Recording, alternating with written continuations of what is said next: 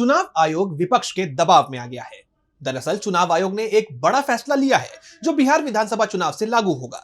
फैसला यह है कि अब हर पोलिंग बूथ पर वेबकास्टिंग होगी, यानी लाइव मॉनिटरिंग।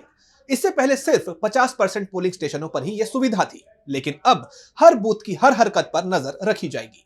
माना यही जा रहा है कि आयोग ने यह कदम विपक्ष के लगातार दबाव और पारदर्शिता की मांग के बाद उठाया है। लेकिन क्या यह फैसला वाकई चुनावी प्रक्रिया को और पारदर्शी बनाएगा?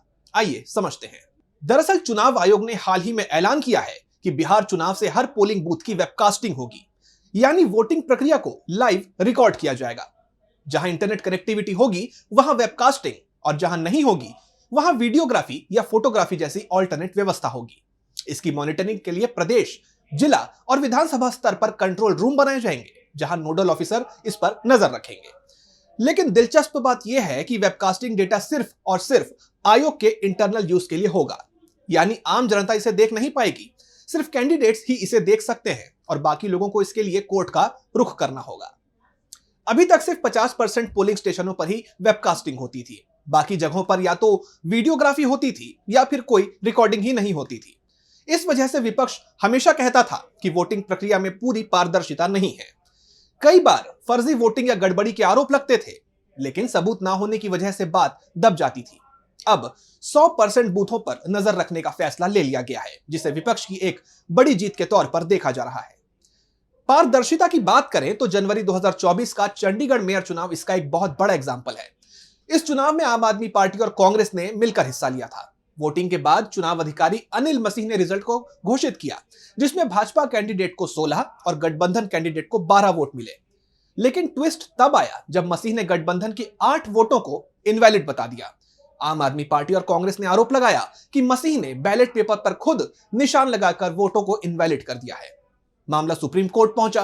तत्कालीन सीजेआई डीवाई चंद्रचूड़ ने सीसीटीवी फुटेज देखा, जिसमें मसीह बैलेट पर क्रॉस लगाते हुए नजर आ रहे थे।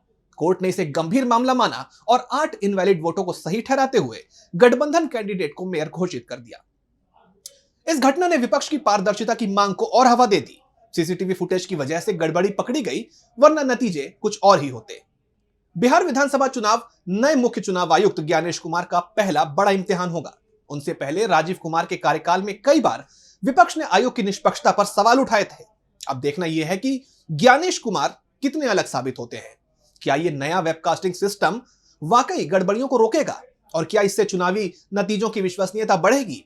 ये एक बड़ा सवाल है। हर बूथ पर वेबकास्टिंग से गड़बड़ी की गुंजाइश कम होगी, यह तो माना जा सकता है, लेकिन डेटा को पब्लिक ना करने का फैसला सवाल खड़े करता है। अगर कोई गड़बड़ी होती है तो क्या आम लोग इसे पकड़ पाएंगे, या फिर सिर्फ कैंडिडेट्स और कोर्ट के भरोसे रहना होगा? विपक्ष इसे अपनी जीत मान रहा है, लेकिन वो अभी भी चाहता है कि फुटेज और डेटा सभी के लिए ओपन हो। दूसरी तरफ आयोग का कहना है कि एआई और फेक न्यूज का खतरा बड़ा है, इसलिए डेटा को सीमित रखना जरूरी है। बिहार चुनाव इस नए सिस्टम का पहला टेस्ट होगा। अगर यह कामयाब रहा तो आने वाले चुनावों में भी इसे लागू किया जाएगा। लेकिन अगर इसमें कोई पेच फंसा तो विपक्ष फिर से आयोग को घेरेगा, इसमें कोई दो राय नहीं है। फिलहाल यह कदम पारदर्शिता की दिशा में एक बड़ा स्टेप तो है ही, लेकिन पूरी तरह पारदर्शी सिस्टम के लिए अभी और रास्ते तय करने बाकी हैं। तो क्या यह फैसला बिहार चुनाव को पहले से ज्यादा निष्पक्ष बनाएगा, या फिर यह सिर्फ एक औपचारिकता बनकर ही रह जाएगा? यह तो वक्त ही बताएगा। लेकिन इतना तय है कि विपक्ष की नजर अब हर बूथ की हर स्क्रीन पर होगी।